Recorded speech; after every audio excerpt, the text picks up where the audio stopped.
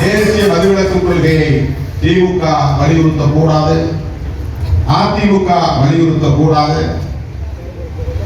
காங்கிரஸ், பாஜக போன்ற தேசிய கட்சிகள் ஏன் இதை ஒரு தேசிய கொள்கையாக வலியுறுத்தக்கூடாது?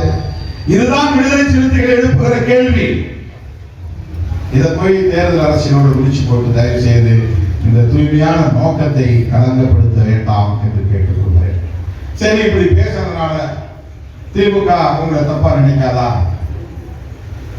இந்த ஊடகங்கள் எல்லாம் இப்படி திரித்து எழுதுவதால் இந்த உறவு பாதிக்கப்பட்டு விடாதா? கூட்டணி முறித்து விடாதா? உங்களுக்கு அந்த நோக்கம் இல்லை.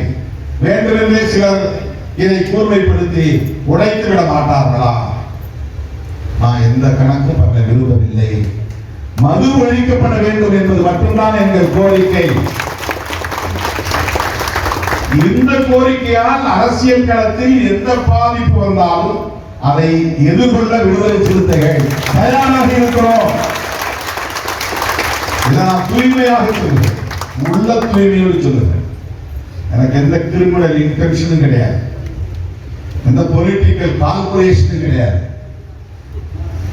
இப்படி பேசுறதுனால தேர்தல் அரசியல்ல கூட்டணி உறவுகள்ல பிரச்சனைகள் வரலாம், ஏதாவது பாதிப்புகள் வரலாம், பின்னடைவு வரலாம். ஆனா ஆயிட்டு போட்டோம். என்ன ஒரு கேட்டு, நாங்க ஒரு கட்சியை தொடங்குறோம், நாங்க ஒரு 4 எம்எல்ஏ வச்சிருக்கிறோம், நாங்க 2 எம்பி வச்சிருக்கிறோம், ஒரு ஸ்டேட் பார்ட்டியா ரெகனைஸ் ஆகிருக்கிறோம். இதெல்லாம் ஜனங்களுக்கு ஒரு நம்பிக்கை ஊட்டக்கூடிய ஒரு வாய்ப்பு, அவ்வளவுதான். இதனால ஒன்றும் பெருசா ஆக போறது. அதனால எங்களுக்கு எலெக்ஷன் அன்னைக்கு தான் எலெக்ஷன் பற்றிய முடிவு செய்வோம். அண்டர்லைன் இந்த பாயிண்ட் போட்டு அடிக்கோடி எலெக்ஷன் நேரத்தில் தான் எலெக்ஷன் பற்றி முடிவு செய்வோம். இப்ப நாங்க திமுக கூட்டணியில் இருக்கிறோம். நான் நம்பிக்கிட்டு இருந்தேன். திமுக கூட்டணியில் இருக்கிறோம்.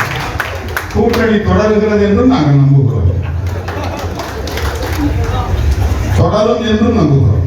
ஆட்சியிலும் பங்கு, அதிகாரத்திலும் பங்கு, கடைசி மனிதர்களுக்கு அதிகாரம் என்று மறைமலர் நகர் மண்டல சிறப்பு செயற்குழுவிலே பேசிய உரையின் சுருக்கம் போட்டாங்க. அவ்வளவுதான். திருமாவளவன் பயந்துட்டாரு, பேக் அடிச்சுட்டாரு. நம்மளை பயன்படுத்துற அளவுக்கு யாருக்கு நாங்க தெரியும். நான் ஏன் பயப்படணும்?